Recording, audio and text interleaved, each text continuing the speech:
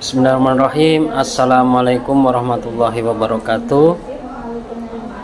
Perkenalkan, nama saya Agus Lestari MPD dari Universitas Jambi, peserta pelatihan peningkatan keterampilan dasar teknik instruksional pekerti yang dilaksanakan oleh Pusat Pengembangan Pembelajaran LPMPP Universitas Bengkulu gelombang 2 tahun 2025. Di sini kami akan menyampaikan terkait tugas real teaching yang diberikan kepada kami.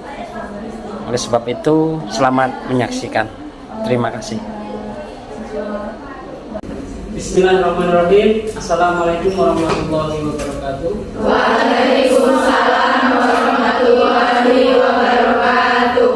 Alhamdulillah, pada kesempatan pagi hari ini kita bisa bertemu kembali untuk mengikuti perkuliahan mata kuliah aplikasi ICT dalam administrasi pendidikan. Sebelum perkuliahan pada kesempatan pagi hari ini kita mulai. Sebelum itu kita coba menata hati. Jadi banyak sudah aktivitas yang kita kerjakan di rumah kemarin-kemarin, yang pasca liburan itu banyak aktivitas. Nah, tanda-tanda kesungguhan menuntut ilmu itu adalah fokus, fokus dalam memperhatikan dosen, dalam memperhatikan temannya presentasi, dalam memperhatikan, memberikan pertanyaan serta jawaban dari rekan-rekan mahasiswa. Jadi untuk itu silahkan alat komunikasinya itu untuk di silent dulu. Kalau bisa disimpan, kalau nggak bisa di silent, ya. Silent.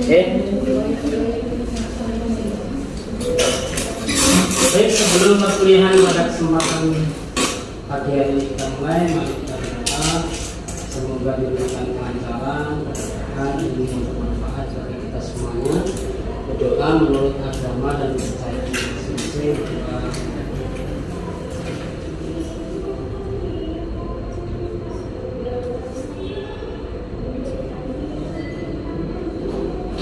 Selesai. Rabbi shrah li sadri wa yassir li amri wahlul 'uqdatam min lisani yafqahu qawli wa la hawla wa la quwwata illa billah. Oke, mungkin bisa kita absen dulu ya. Kelas biar kosong. 2.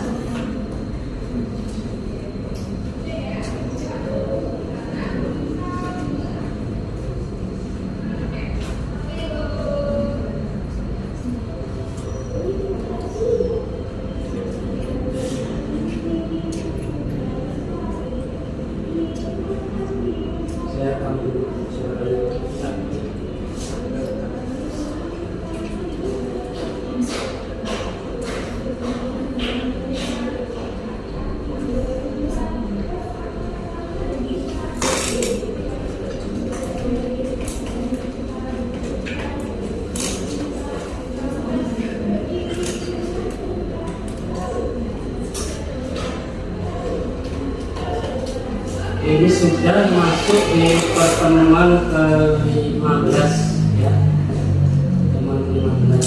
Kemarin kita sudah banyak mempelajari berkaitan dengan mata kuliah ICT ya.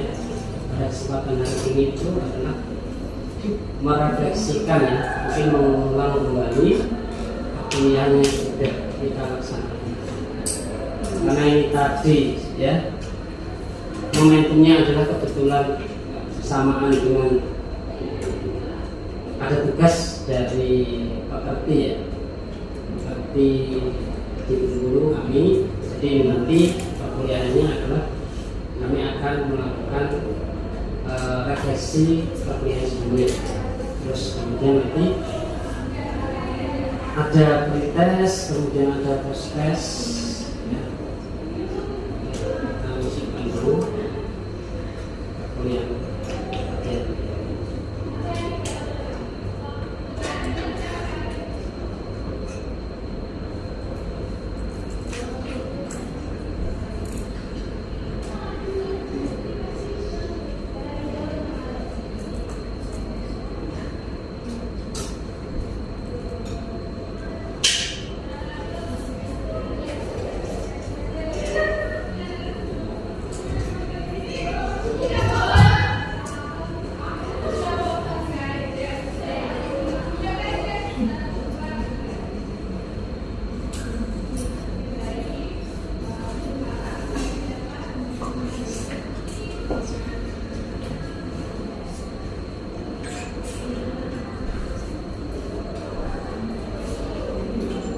Ria Febri Pangestu, Laili Mustaqim, Alfia Pramudian,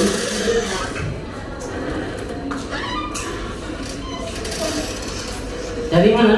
Kertas Kertas apa? Oh iya. Terusin. Sekarang duduk. Segera menyesuaikan. Aurora Cantika, Khairun Nisa, Hadir Pak. Refni Julisa, Tiara Indri,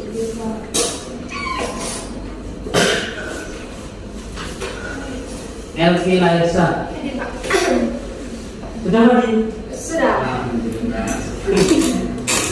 Anggun, Hadir Pak. Zulfaisri, Hadir Pak. Octavia Sinula, Hadir Pak. Cindy Nurlela Nenggolan, Hadir Pak. Winda Lestari, Hadir Pak. Parajiva, Adelia Deliani, Hadir Pak. Siti Alfia, Hadir Pak. Almaida Rahim, Ismana Kasaputri, Hadir Pak. Krista Miranda, Hadir Pak. Dinda Olivia,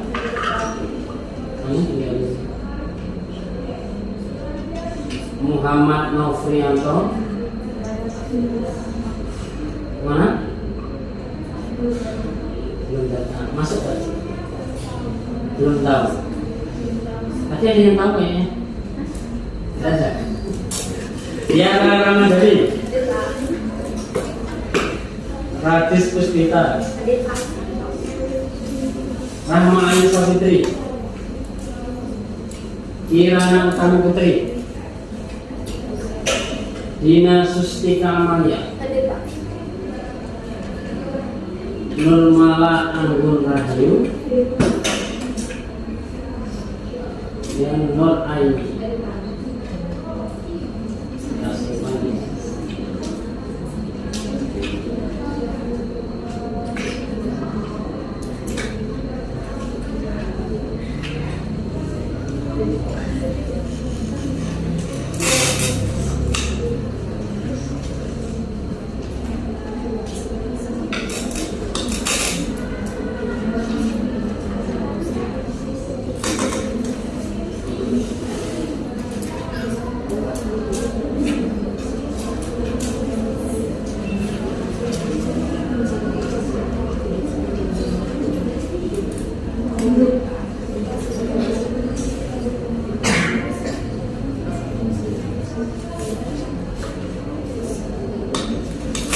Kelihatan ya?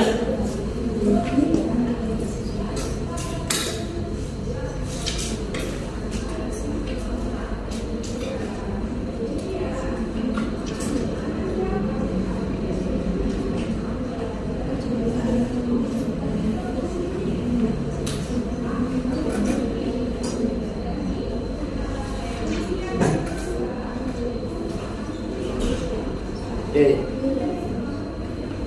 Jadi pada kesempatan pagi hari ini kita akan mengulas kembali ya terkait aplikasi ICT dalam administrasi pendidikan. Ya. Jadi mata kuliah ini itu untuk apa penting dibahasnya? Jadi mata kuliah ini itu sebagai pembahasan untuk meningkatkan kompetensi mahasiswa itu terhadap peran teknologi informasi dan komunikasi atau istilah ICT. I-nya itu apa? Information, C-nya itu communication, T-nya itu teknologi dalam memodernisasi sistem administrasi pendidikan di Indonesia. Nah, kalian kan sudah menempuh pendidikan dari jenjang TK, SD, SMP, SMA. Tentunya kalian ya sudah pengalaman berarti sudah menempuh pendidikan selama berapa tahun? Sampai sekarang 14 tahun. Berarti separuh umur lebih. Ya kan? Usia kalian berapa? 20. Artinya ya sudah pengalaman dalam hal menempuh pendidikan. Nah, sekarang saya tanya, kira-kira pernah nggak memanfaatkan ICT atau teknologi ini yang kalian alami itu pernah? Pernah. Mungkin ini pengalaman yang sekolahan itu menggunakan teknologi untuk memfasilitasi kalian mudah dalam misalkan daftar. Kan pertama kali ke sekolahnya daftar. Di situ adalah kemudian proses belajar di sekolahan. Terus kemudian adalah pembayaran, mungkin ketika pembayaran bulanan, terus memberikan tugas, komunikasi dengan orang tua. Kira-kira apa pengalamannya yang pernah dirasakan itu di sekolahan mana? Terus kemudian apa yang pernah dilakukan di sekolah itu? Punya aplikasi apa misalkan? Ada. Dina mana? Oh iya, Dina. Ya, Dina, ada pengalaman? Apa? Contohnya? Boleh waktu TK, SD, SMP, SMA, ataupun kuliah. Nah, aplikasi apa yang pernah kalian gunakan yang memanfaatkan teknologi dalam memudahkan? Apa?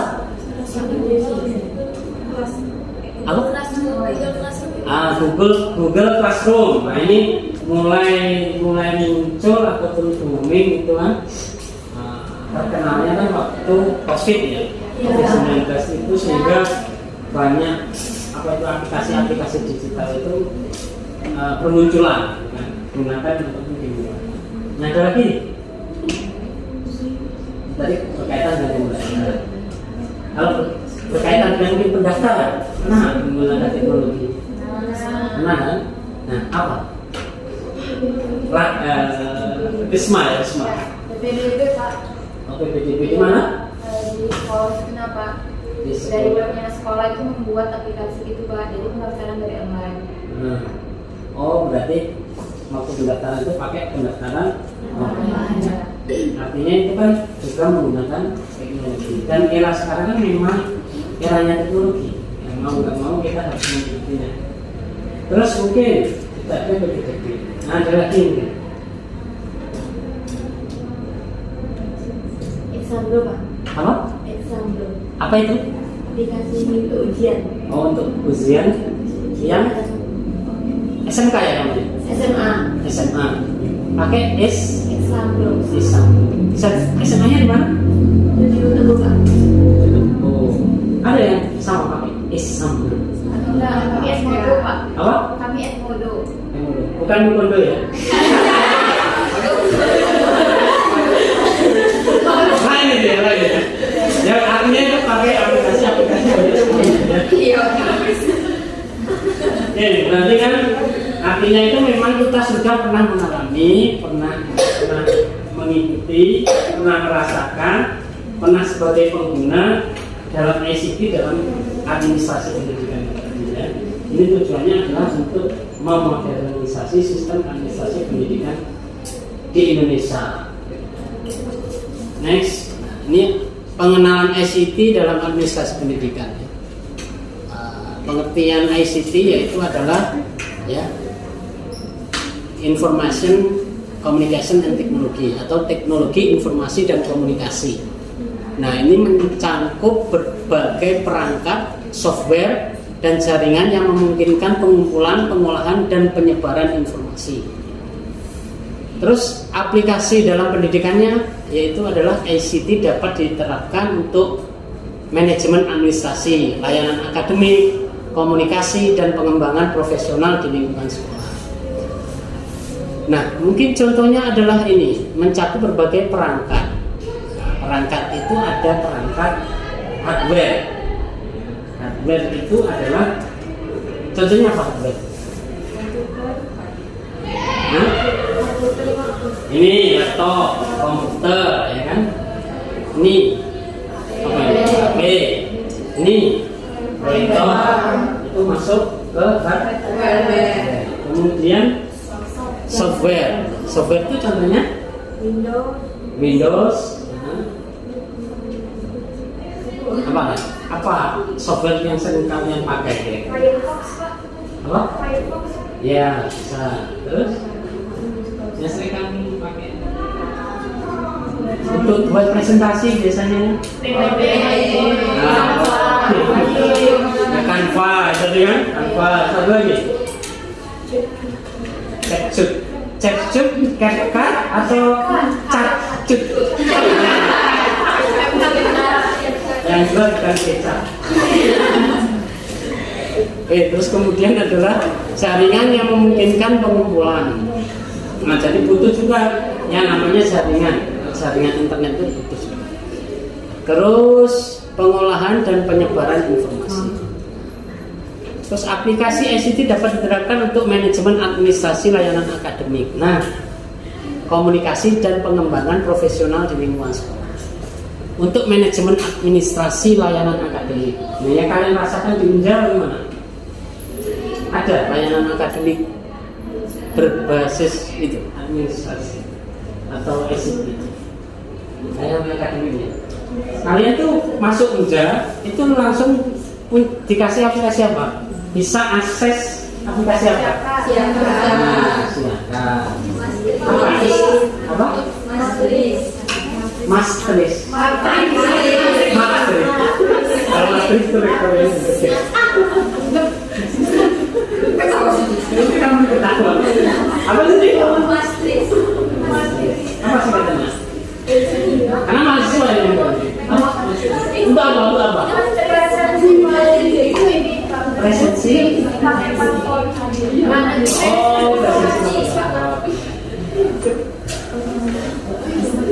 Oke. Nah, mungkin ya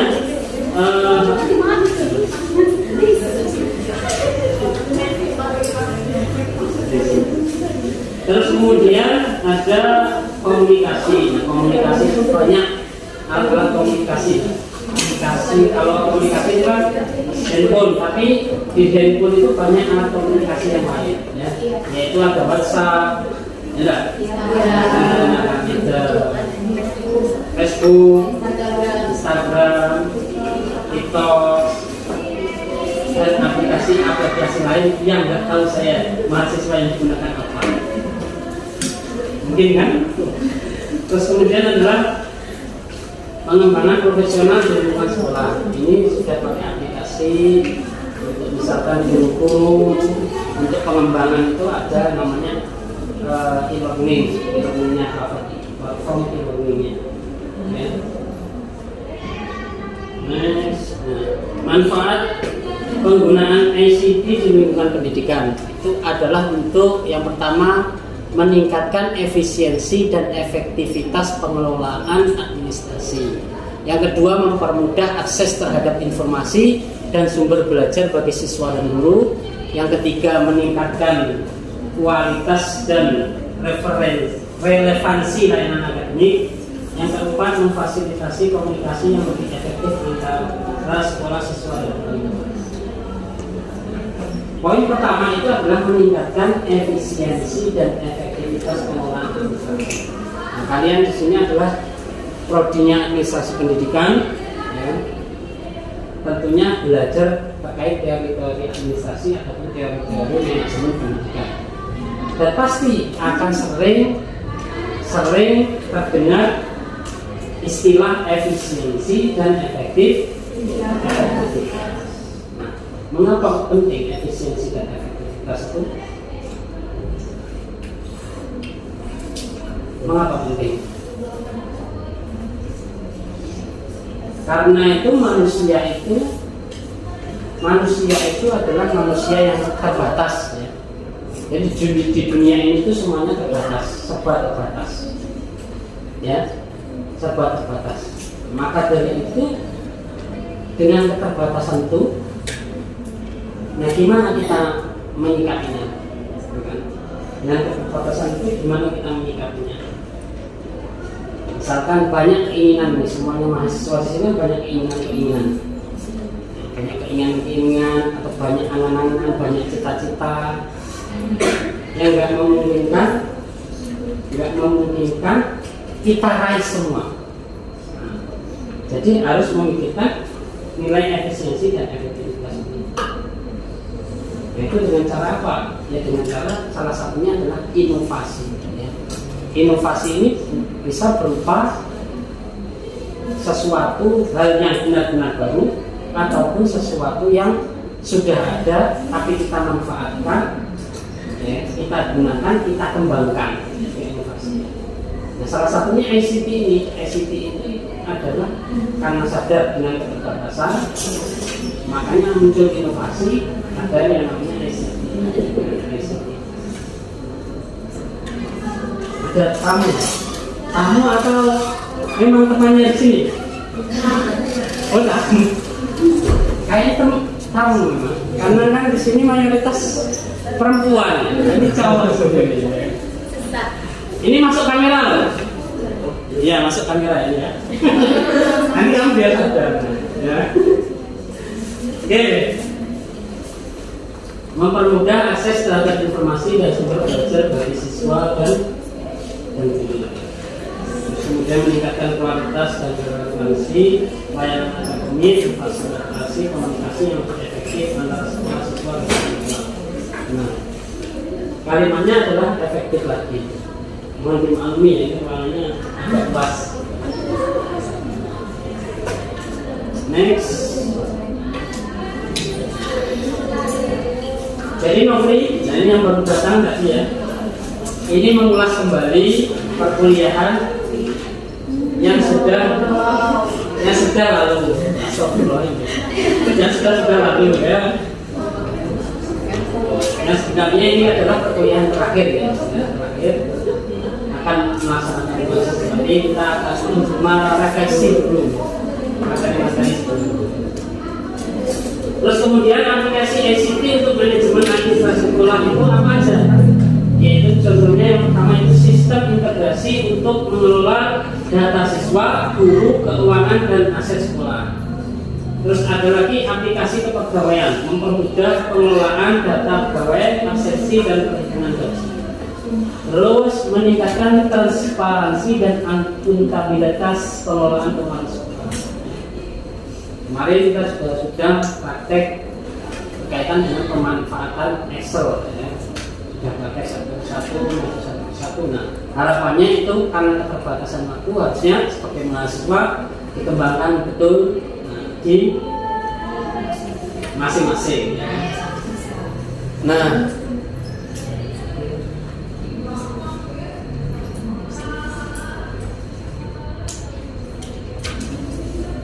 ini sudah saya keluarkan tapi di slide ini. Oke, kita kasih contoh ya. Jadi contoh aplikasi ini ada di Binja sebagai pengetahuan kita bersama ya. Jadi contoh tadi adalah berkaitan dengan siakat. Siakat kami itu juga ada ini siakat. Jadi siakat di sini itu tertera manajemennya untuk sistem informasi akademik. Nah, sini tertera nih akademik dosen.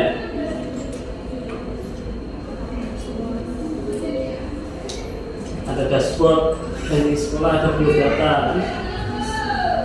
data pokok dosen.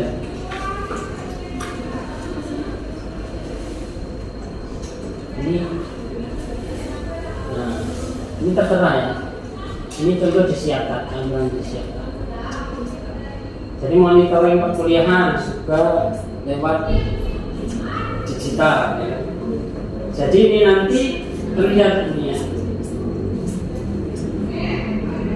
Ya semua sudah tersistematis. Kalau dulu pakai absen tulis, yang risikonya adalah mungkin hilang terbang, robek rusak kena air, atau dibawa anaknya dirobek-robek.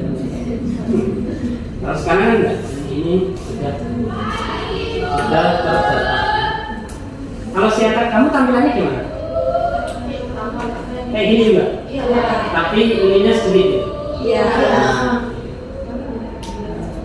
Terus kemudian ada mata kuliah pengaku. Mata kuliah pengaku ini bisa ditengok misalkan. Ini ada beberapa mata kuliah yang saya ajar ya. Ada psikologi digital, ada penelitian kualitatif, manajemen terpadu, manajemen kurikulum, aplikasi ICT, dan ada agama. Nah ini ngeceknya tentu ini misalkan kalau kami mau upload nilai, nah jadi ada data mahasiswa di sini, kemudian ada nilainya. Nah nilai akhir. Nah ini nampak yang sering nggak masuk siapa? Oh ini kelas A ini 100% semua nih kelas A ini, hebat ya. Kelas kamu mana nih? Ini ya.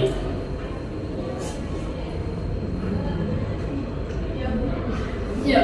Nah ini ya. Ada 100% ada yang 87,5%. Ini langsung masuk. Ya.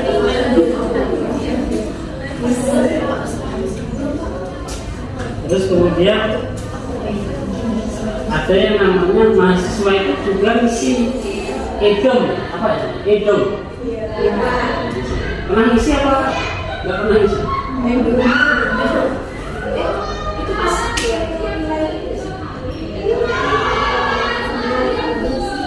Nah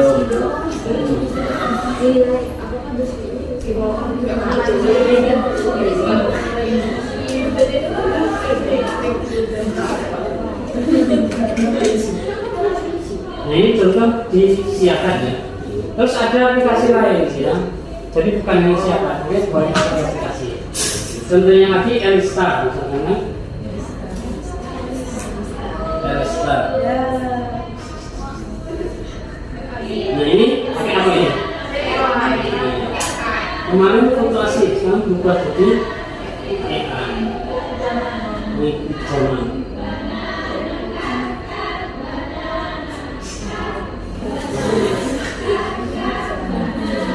Nah, di sini itu, keterangan ya. Jadi, misalkan ini ada berita acara seminar yang akan kita besok seminar tugas akhir. Mengisinya nilai lewat online juga. Nah, ini baru saja laporan.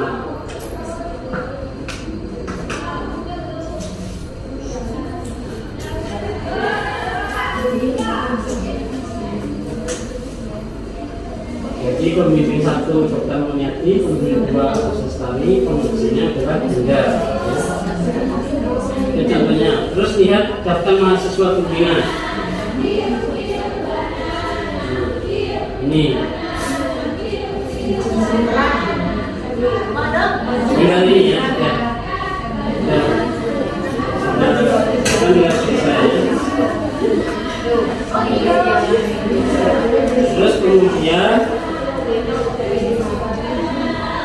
dan kami pun ya sebagai dosen itu juga dinilai. Dinilai itu ada rankingnya. Nah rankingnya ini masih, nah ini misalkan ini kategori sangat baik, sangat baik. Ya. Nah, karena mungkin sistem ya, saya belum dapat disimpulkan. Karena masih baru, atau banyak yang belum dapat disimpulkan. Belum dapat simpulkan ya. Itu karena masalahnya problemnya apa ya nggak tahu. Ini mungkin kekurangan dan kelebihannya dari teknologi ya. Jadi mungkin pengawasannya juga nggak terlalu itu kan secara sistem pada kita yang uji bimbing ya semuanya. Ada Insta, ada yang namanya e-learning, ya, nangka kan? Terus ada namanya Simpek.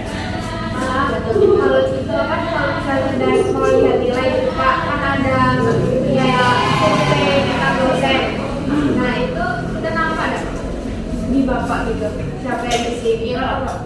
Itu saya tengok di Kayaknya bisa. itu Pak mempengaruhi ibu ya Pak. Kan sudah misalnya naik. Enggak mempengaruhi itu. Itu tadi kan ujian. Ujian.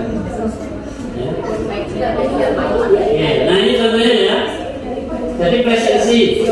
Jadi ada presensi wajah ya kan. Ada kuliah ini. Jadi minimal 1 wajah wajah. Nah ini yang silang ini tidak presensi ya. Yang dianggap bolos. Padahal tidak bolos. Dan ini saya ini. Ini cuti main keluar kan. Ini nama saya kan. Terus sebenarnya kan hadir cuma karena tidak isi siakat atau tidak hasil wajah jadi nggak kerekam. Ya kan? Karena ini lainnya aja nih, bulan, tahun semuanya ada. Ini contoh aplikasi ICT ya, ini untuk kepegawaian, ya kan? Ada Simpek ini, nanti punya lagi aplikasi itu banyak sekali. Ya. Ada lagi Silaja, ada lagi Bima, ada lagi Bisma, ada Sister, ya kan? Ada lagi Cinta. Nah itu contoh-contoh ya. Nah ini mempermudah pengelolaan data pegawai, aksesi dan perhitungan gaji. Kalau aksennya itu tadi kosong, itu uang makannya nggak ada, nggak dikasih uang makan. Tuh. Ini contoh-contoh ya.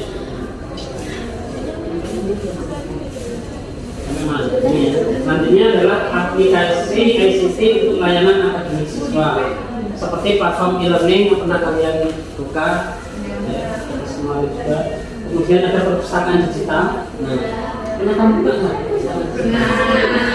Beneran? Nggak buka yang lain? Sistem penilaian elektronik. Juga disediakan. Terus aplikasi ICT untuk komunikasi dengan orang tua.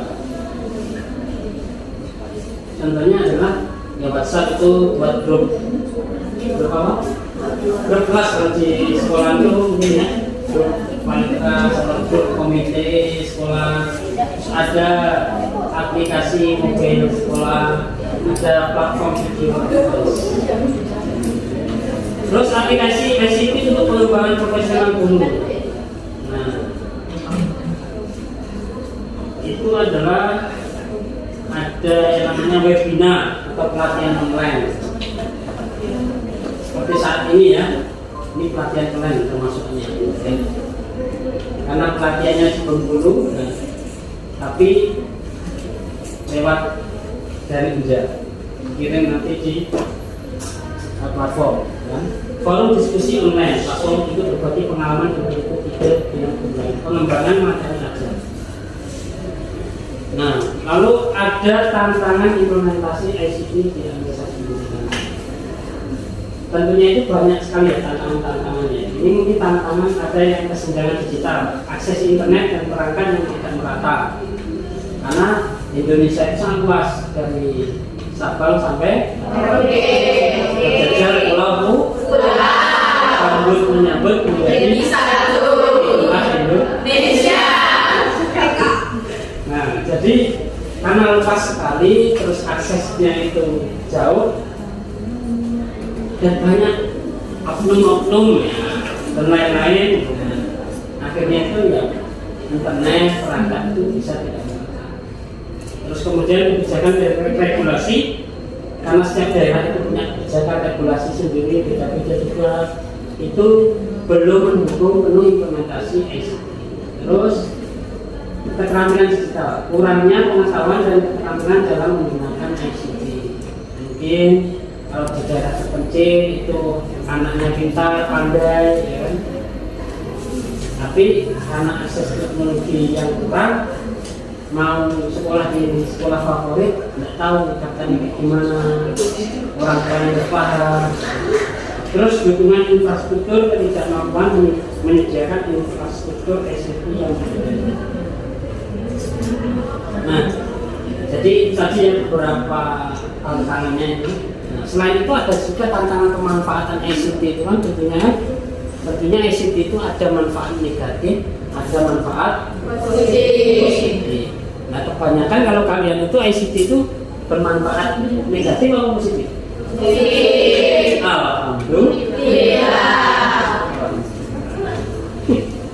Jadi untuk itu ya, ini nanti saya akan memberikan bukan video refleksi ya.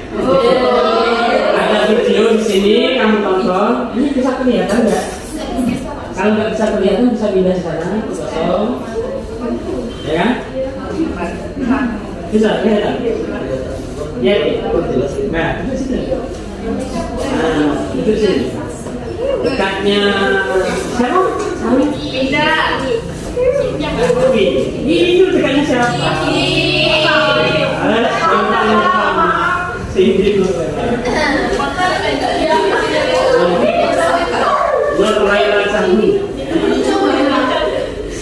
Oke, ini nanti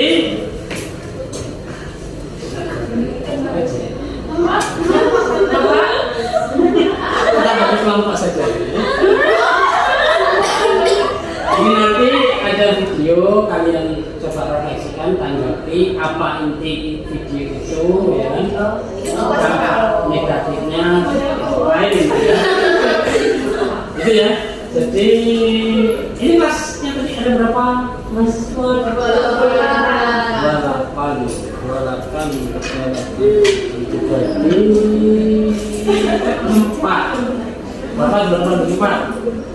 7, ya kan? Berarti 7 kelompok atau ya 7 kelompok. Kita 4 kelompok. Oke. Berarti 4 kelompok ya. Hitung 4.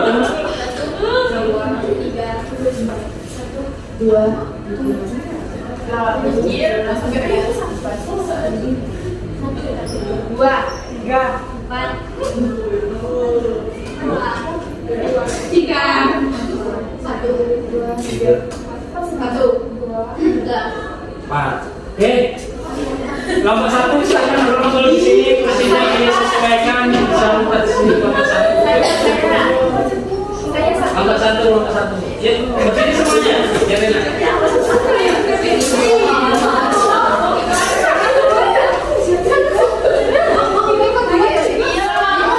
Kelompok 1, angkat tangan.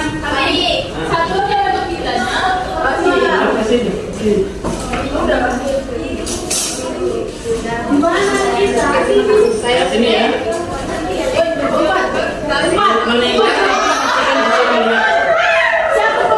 Kelompok 2.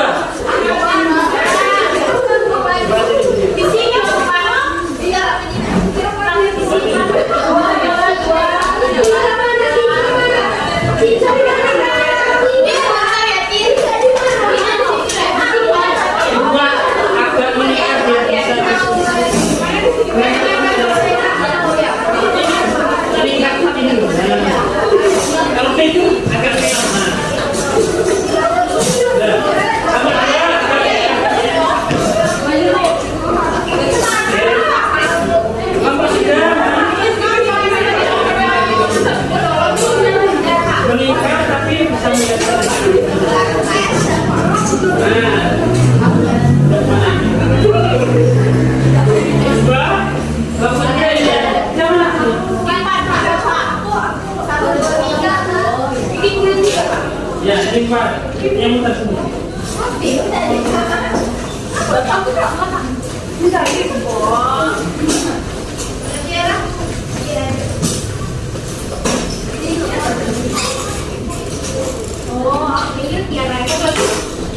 Jadi bisa disiapkan ya untuk menulis sandikan.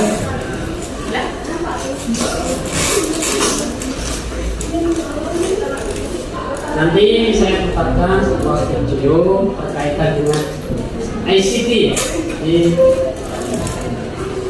bisa kalian refleksikan ya. Inti dari itu, terus kemudian mungkin kalian bisa saling memberikan pertanyaan kepada anggota yang lain ya.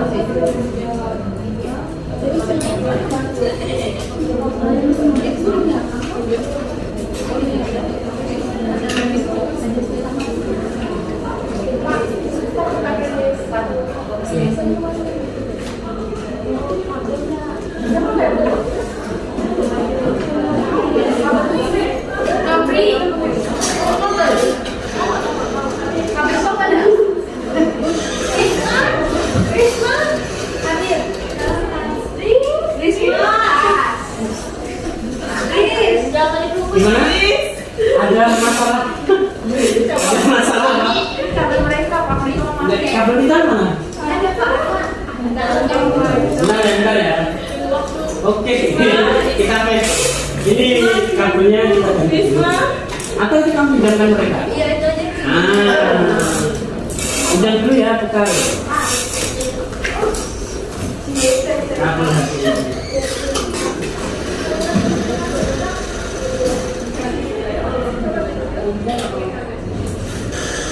Oke, bisa dikondisikan menyimak di depan. Ini nanti berarti ada 3 video ya. Video kita lihat, kemudian kalian refleksikan, terus kalian sampaikan dari perwakilan kelompoknya itu bisa menyampaikan hasil dari refleksi pemanfaatan teknologi.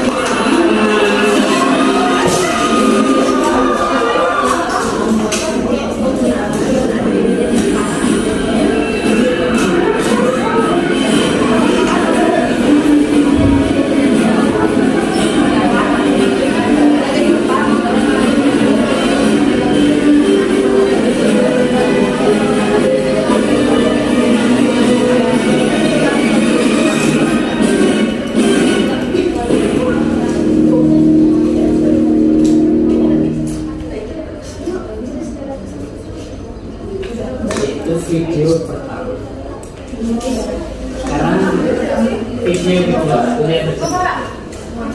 Hah? Oh, sudah kasihkan dulu, silakan.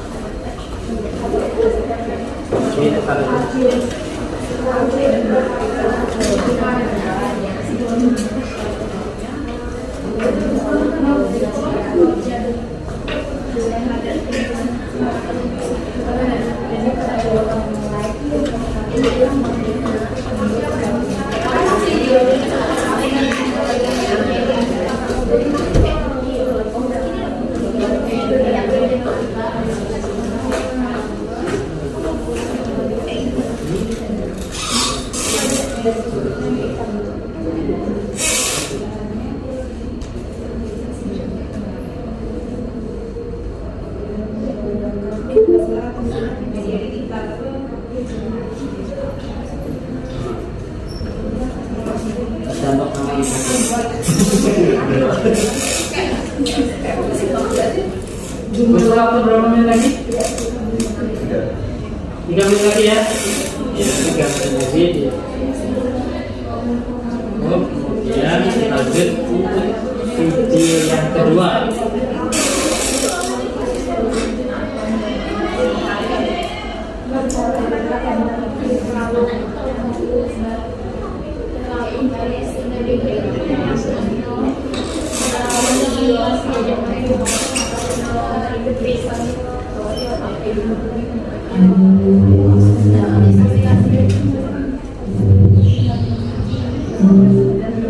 Bisa diamankan?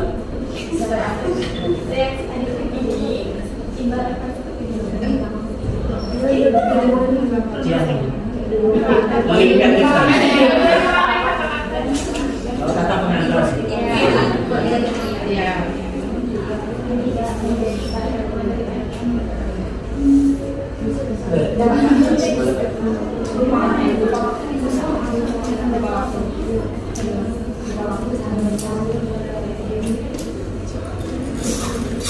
satu menit lagi.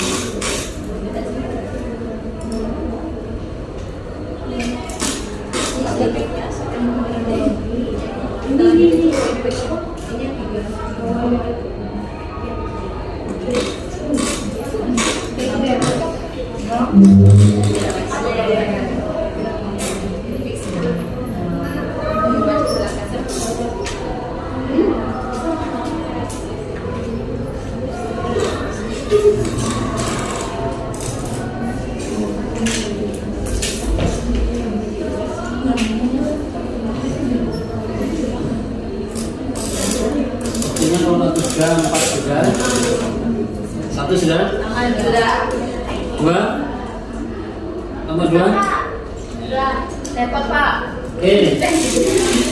Aman ya? Nanti disempurnakan. Next untuk video kedua.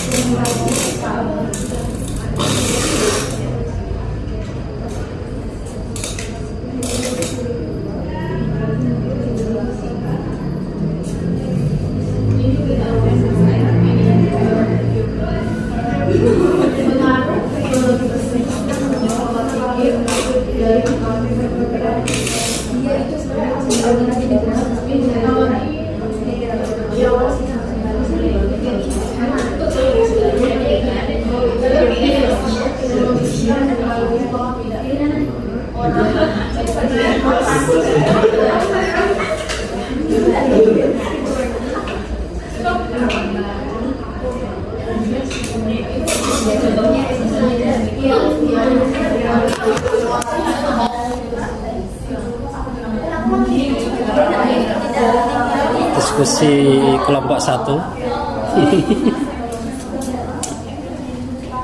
Diskusi kelompok 2. Itu Mak. Diskusi kelompok 3. Diskusi kelompok 4.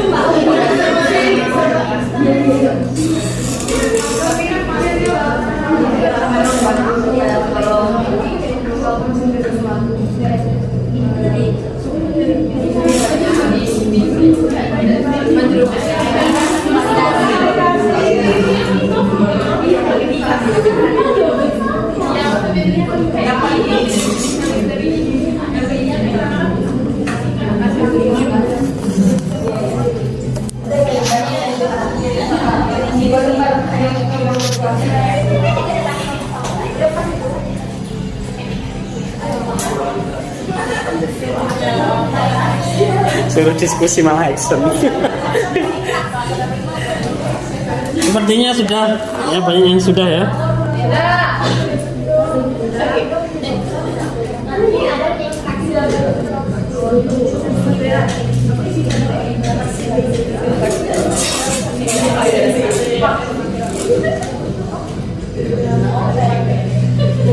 Next. Selanjutnya ya. 红色是表示你功力显示的很高。Teachers at its primary school in China. 蓝色是走时了。Know exactly when someone is isn't paying attention. 白色就是你可能跟网络没有连接好。 These headbands measure each student's level of concentration. The information is then directly sent to the teacher's computer and to parents. China has big plans to become a global leader in artificial intelligence. It has enabled a cashless economy where people make purchases with their faces.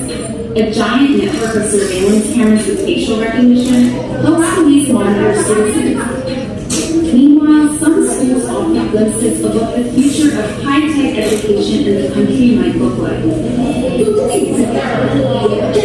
Classrooms have robots that analyze students' health and engagement levels. Students wear uniforms with chips that track their locations. There are even surveillance cameras that monitor how often students check their phones or yawn during classes. These gadgets have remarkable Chinese lenses. But schools say it wasn't hard for them getting parental consent to enroll kids into what is one of the world's largest experiments in AI education. A program that's supposed to boost students' grades while also feeding powerful algorithms. 对了，这个国家的这个研究呀、发展呢，我觉得是没有问题。 The government has poured billions of dollars into the project, bringing together tech giants, startups, and schools. We got exclusive access to a primary school a few hours outside of Shanghai.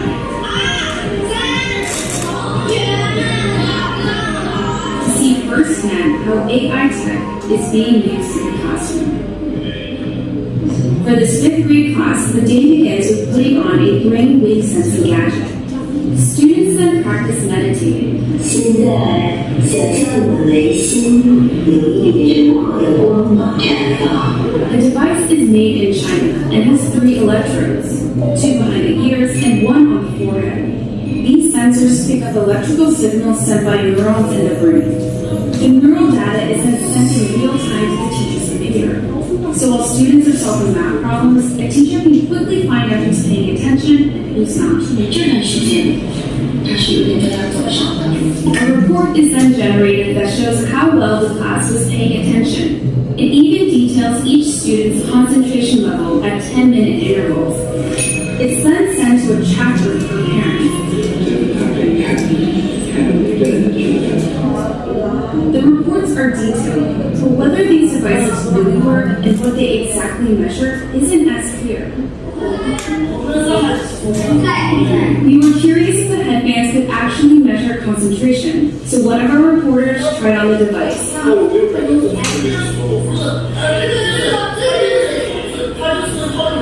This is a new technology with still very little research behind it. Theodore Zanto is a neuroscientist at the University of California, San Francisco. He was surprised to learn that this tech, called electroencephalography, also known as EEG, is being used in the classroom on children. It's usually used by doctors in hospitals and labs. EEG is very susceptible to artifacts. And so if you are itchy or just a little bitchy or the EEG wasn't set up properly so that the electrodes didn't have good contact, affects the signal. Despite the chances for false readings, teachers told us the headbands have forced students to become more disciplined. 上课回答我的问题，就是他们的声音会比平常更响亮。 Teachers say the students now pay better attention during class, and that has made them study harder and achieve higher scores. 上课认真听讲，作业做的基本上是全对的。 But not all students are as enthusiastic.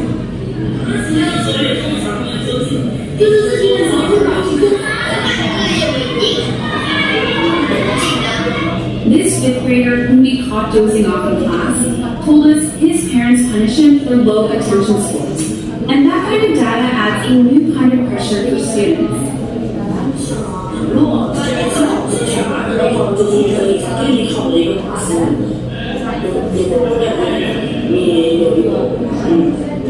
，Companies we interviewed said the data can go to government-funded research projects. We spoke to parents who were unclear about where the data ended up, and they didn't seem to care too much. Santos says there's likely no privacy protections at all. In a classroom, if you're trying to make an assessment of an individual student, you really can't anonymize it. Experts and citizens alike are sounding alarms about various aspects of the country's huge push into artificial intelligence. These classrooms are laboratories for future generations. And while these new tools may potentially help some 200 million students raise their grades, just how this all works out won't be apparent until they become adult citizens.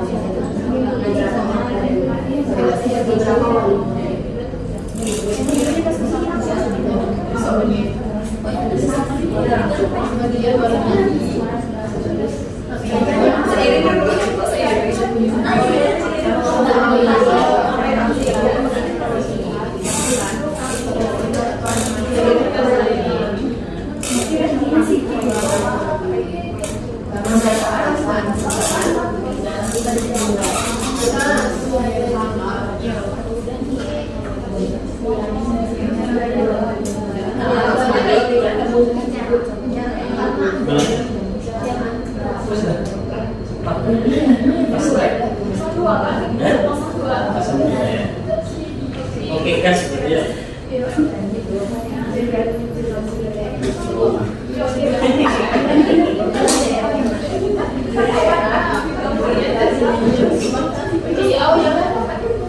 Video terakhir.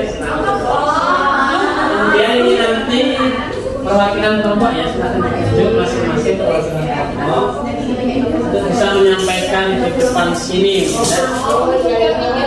Di sini ya, sini bisa depan. Sini.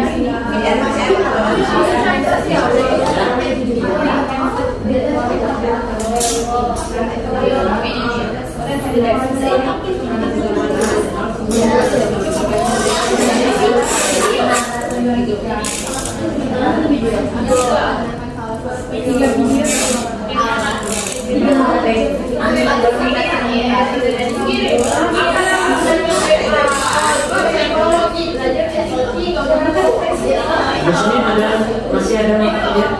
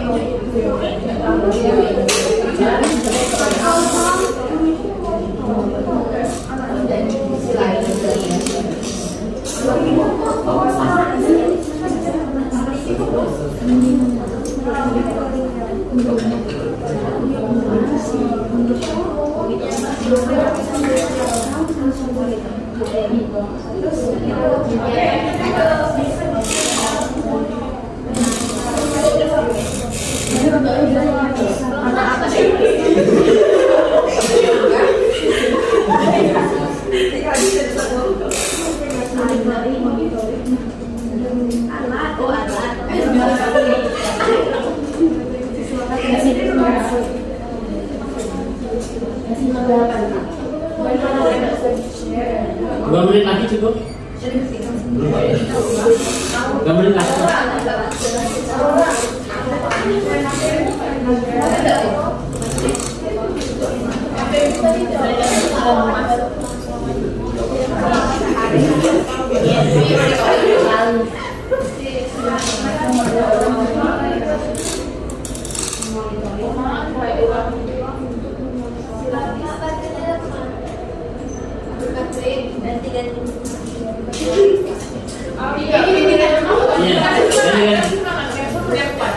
Kuat. Baterainya lemah. Memangnya lemah nggak? Memangnya lemah nggak?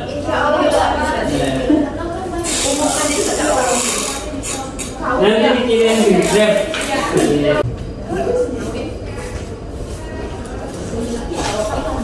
Sudah ya? Sekarang setiap perwakilan bisa menyampaikan hasil dari ekspresinya. Silakan untuk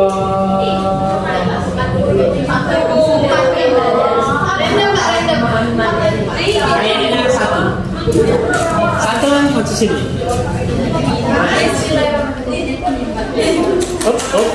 Kita aja ya. Bisa disampaikan ke teman-teman yang bersama.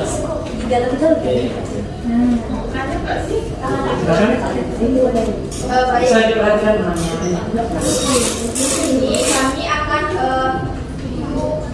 merefleksikan berdasarkan video dari nomor 1. Yang pertama itu penggunaan teknologi yang tepat akan berdampak positif, akan tetapi jika penggunaan teknologi yang tidak tepat akan berdampak pada kecanduan dan lupa akan waktu dan kehidupan sekitar. Untuk dampak positifnya, termotivasi untuk lebih berkarya dan mempermudah komunikasi. Untuk dampak negatifnya, kehilangan masa kecil bermain dan lupa waktu serta kesehatan mental. Untuk video yang kedua, jika tidak dalam menggunakan teknologi akan berdampak pada kelalaian, pembulian, tidak kepedulian akan sekitar, serta merubah tatanan perilaku sosial sekitar seperti pansos, mengikuti tren, membuat video yang tidak mengedukasi, mengikuti standar hidup orang lain demi validasi. Semua hal ini akan menjerumuskan diri kita sendiri. Selanjutnya untuk video yang ketiga, itu seiring perkembangan zaman, penggunaan teknologi banyak memberikan kemudahan hidup seperti penggunaan AI. Contohnya, mendeteksi pikiran seperti virtual reality, yang dimana menstimulus atau merangsang kepada pikiran dan menambah konsentrasi dan kritik digital bimbing siswa serta membantu untuk memonitoring atau pemantauan.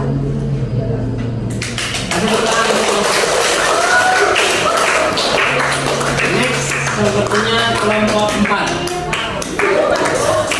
Apa yang baru ini? Di sini ya.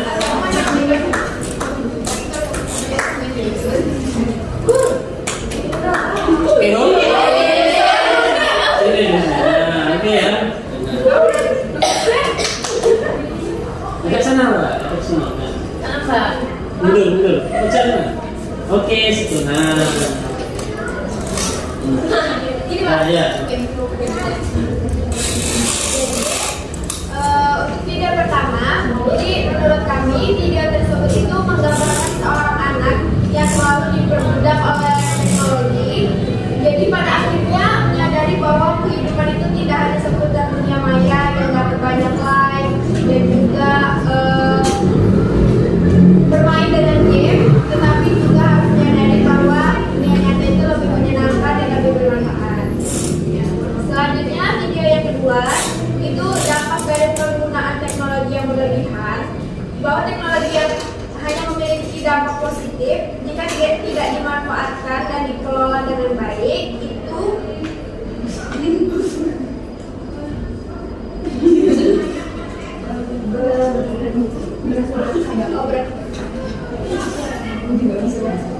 tidak dimanfaatkan dan dikelola dengan baik itu diakibatkan kecenderungan pada dampak negatifnya, seperti contohnya kecanduan yang mana seorang anak itu menyadari orang dewasa telah kecanduan terhadap teknologi yang berakibatkan hilangnya rasa kepedulian terhadap lingkungan sekitar.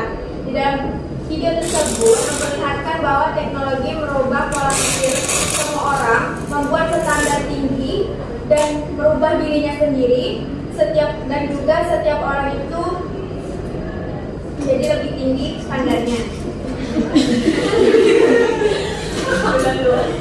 Di video tersebut juga lebih memilih memviralkan sesuatu, seperti contohnya ada orang mau bunuh diri, itu lebih juga daripada dia ditolong daripada menolong secara langsung.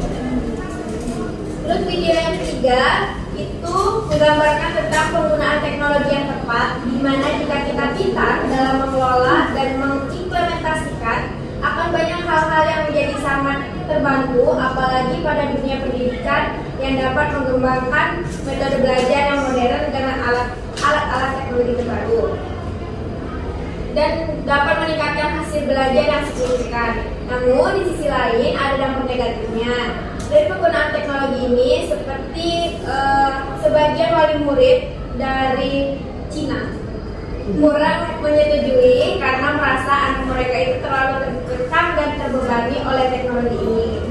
Karena itu juga banyak teknologi yang digantikan peran profesi atau pekerjaan manusia. Misalnya kayak robot tadi, seharusnya di situ gurunya mengajar, tapi di situ tergantikan oleh robot yang ada di kelas. Terima kasih. Next, kelompok 3. Dari tadi bilang 3. Oke, 3 sekarang. Oke, 3. Itu situ.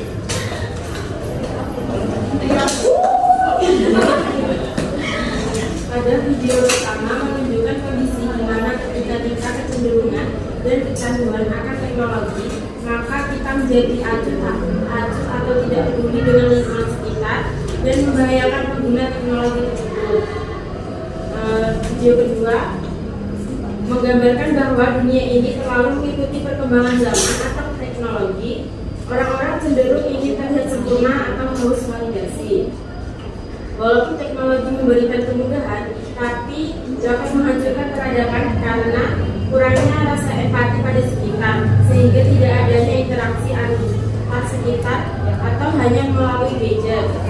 Pada video ketiga, yaitu di negara Cina, teknologi digunakan untuk mempermudah baik dalam pendidikan maupun pada kehidupan sehari-hari. Tetapi hal ini menyebabkan gejala teknologi karena tidak adanya privasi, dan ini menyebabkan tekanan pada masyarakat. Dan di salah satu cuplikan ada menunjukkan para siswa menggunakan alat monitoring, dan yang nantinya bisa dilaporkan kepada orang tua dari siswa tersebut. Terima kasih untuk nomor 2. Next, kelompok 2. Dari sini ada.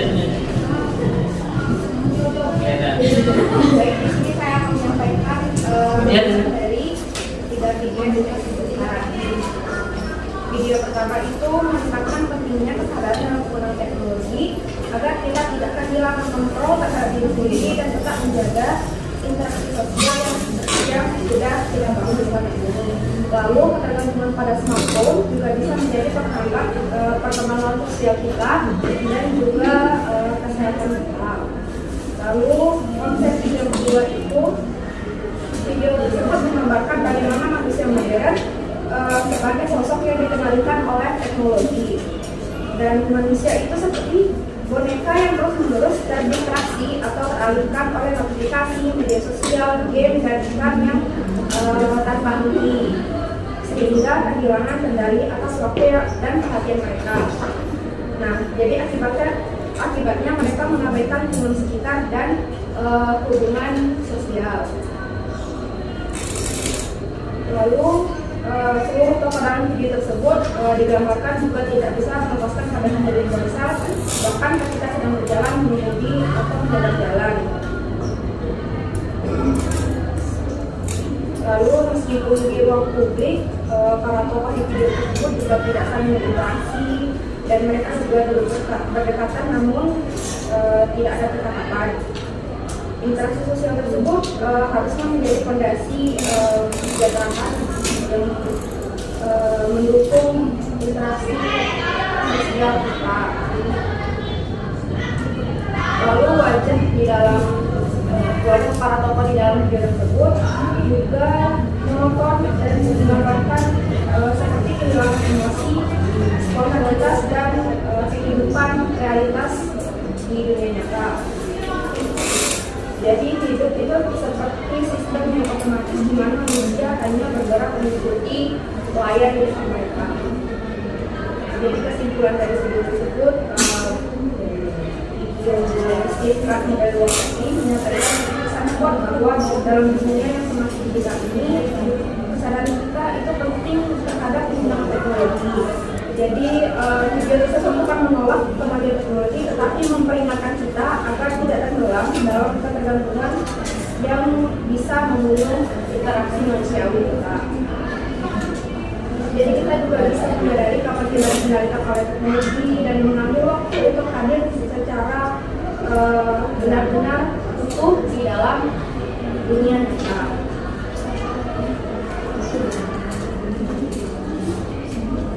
Lalu penjelasan video ketiga tentang penggunaan AI di China.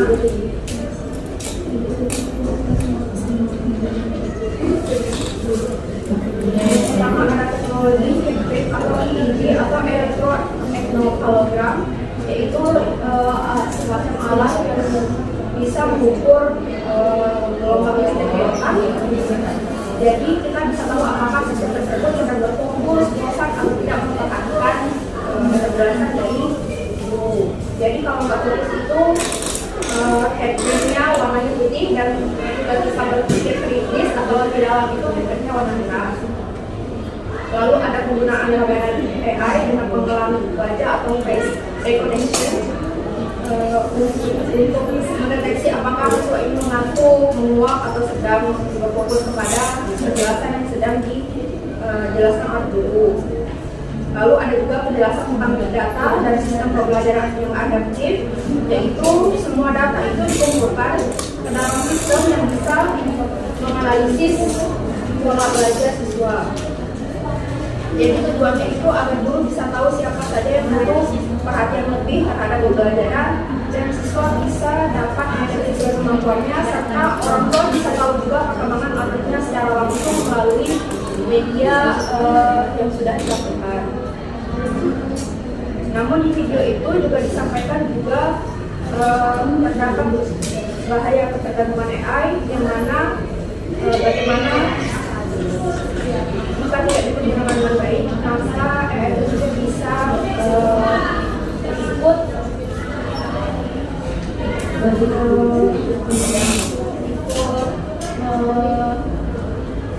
rusak kemampuan data, dan juga ada pengakses yang dilakukan di sana, di mana sekolah yang punya teknologi ini biasanya juga mempunyai dana yang besar, jadi tidak semua sekolah di China itu menerapkan teknologi ini. Lalu ada tiga jadi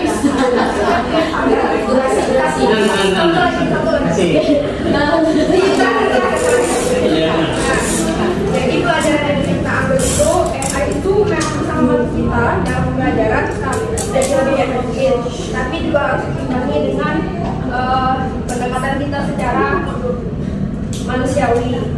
Nah, yang kedua itu guru teknologi itu kurang tinggi. Jadi AI itu hanya alat bantu, bukan mengganti peran guru atau dosen. Yang kedua itu etika dan privasi itu tetap harus menjadi perhatian utama.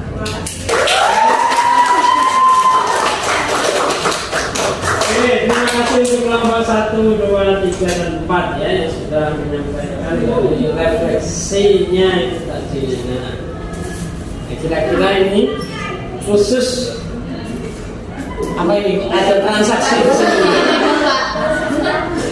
Transaksi apa itu? Ilegal. Oh, cepat ya, 1 detik, 1. Oke, khusus untuk ini ya, Muhammad Afrianto akan menjadikan terlambat ya. Satu lagi, Dari persepsi yang dia kita isi ya, dan mempertahankannya. Nah, Afrianto kenapa tadi terlambat? Beres apa? Beres rumahnya orang apa mau sendiri? Kantor. Ada di rumah? Oh di sini. Itu sambil kerja. Masih kuliah sudah dapat kan? Iya. Berarti ini adalah calon mantu idaman.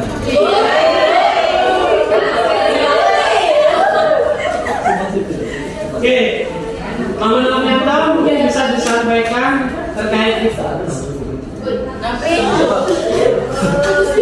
Mama Afrianto tolong bisa disampaikan terkait inti dari video-video yang saya sampaikan tadi di panel tadi, kira-kira apa, kan? Iya, keren. Ini. Intinya aja ya. Intinya itu jangan punya ini. Dari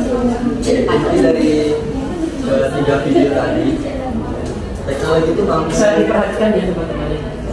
Dan teknologi itu sebenarnya masih mudah bekerjaan atau manusia.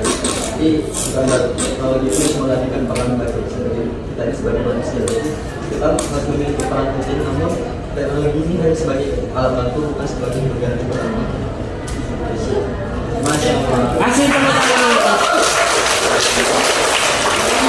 Ya, jadi dari beberapa video yang sudah sampaikan tadi kan intinya adalah itu adalah terkait materi yang sudah kita sampaikan dulu ya oleh temanmu atau presentasi teman juga, itu berkaitan dengan apa materi apa etika namanya dan penggunaan dalam teknologi itu gimana.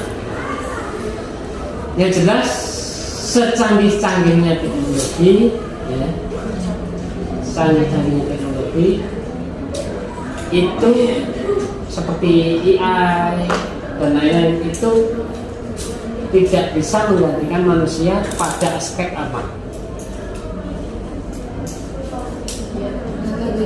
Teknologi itu tidak bisa menggantikan ya kan?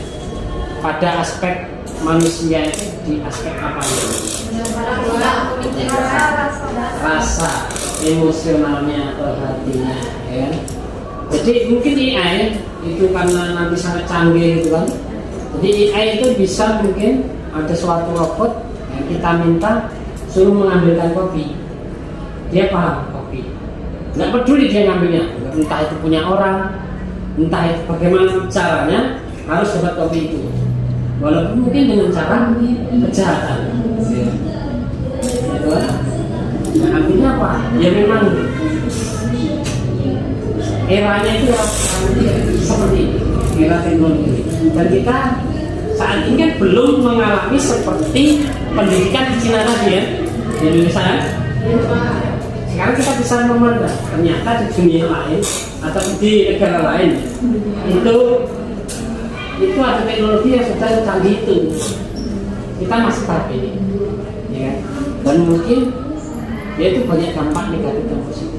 Dan mungkin besok kita juga lama kelamaan akan datang di teknologi tersebut, yang mungkin juga akan menggantikan peran kita. Jadi peran guru dan bahkan nanti peran administrasi yang ada ya. Kalau administrasi pengadministrasian itu kalau sudah di pegang teknologi, ya kan? Nah, artinya apa? Berarti ya kita harus sadar bahwa kita memang harus bisa dan harus bisa memanfaatkan teknologi dan bisa kompetensi teknologi. Dengan menggunakan teknologi itu kita harus bisa belajar terus menggunakan teknologi itu. Cuma satu hal tadi yang tidak bisa digantikan teknologi adalah berkaitan dengan emosional hati kita. Jadi emosional hati kita itu ya harus dihadirkan agar itu tuh nggak bisa dan nggak akan selain digantikan oleh teknologi. Maka kita kompetensinya itu ya secara otak ditingkatkan, secara apa kalau emosional hati itu secara spiritual, emosional itu juga dan kita itu bisa menggunakan penuh. Oke, mungkin untuk pembelajaran ya, pada kesempatan siang ini itu cukup sekian ya. Jadi mohon maaf jika ada kesalahan. Untuk selanjutnya nanti kita akan mengadakan UAS. Mengadakan UAS untuk di pertemuan selanjutnya.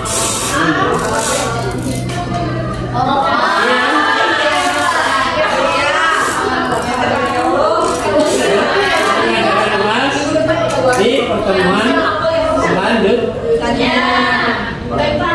Untuk itu akan kami bagikan ya. Ini nanti kan soalnya itu silahkan dikerjakan di rumah ya, dengan boleh mencari, dibebaskan dari buku, dari internet, dari macam-macam yang sudah dipelajari, silahkan dikerjakan dan besok akan di cross check melalui di desa gitu kan. Oke. Biar happy.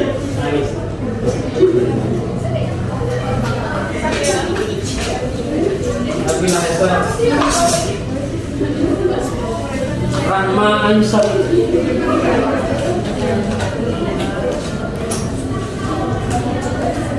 Silakan dikerjakan di rumah. Yang penting adalah mengerjakannya adalah sendiri. Dan boleh mencari literatur dari mana-pun. Radis Puspita. Yang jelas harus ada sumber referensinya ditulis di sini. Jadi sumber referensi dari buku.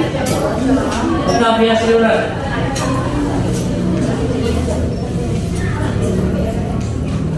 Anggun.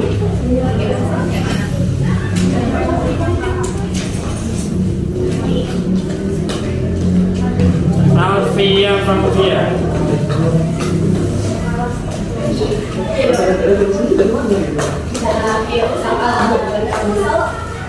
Siti Alfia.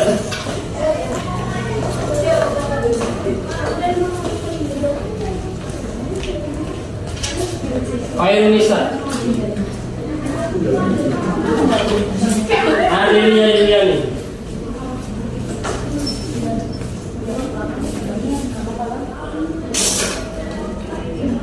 Airunis. Para cepat.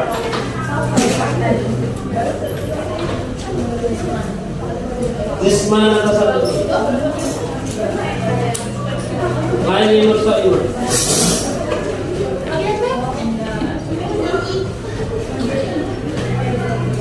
Tiara Indri Parames. Rames War. Redmi Julisa. Almaida Rahayu. Zulfa Estri. Winda Lestari.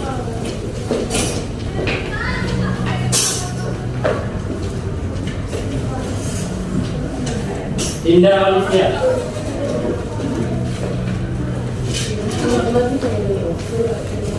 Sinding Laila.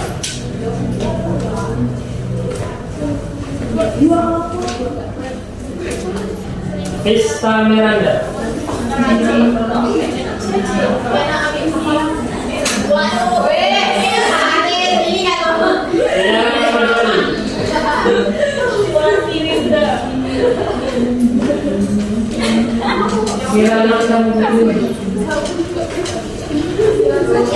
Dina Sustika Mania.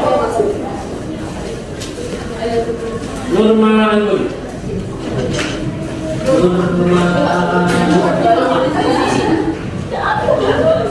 Nur Aini.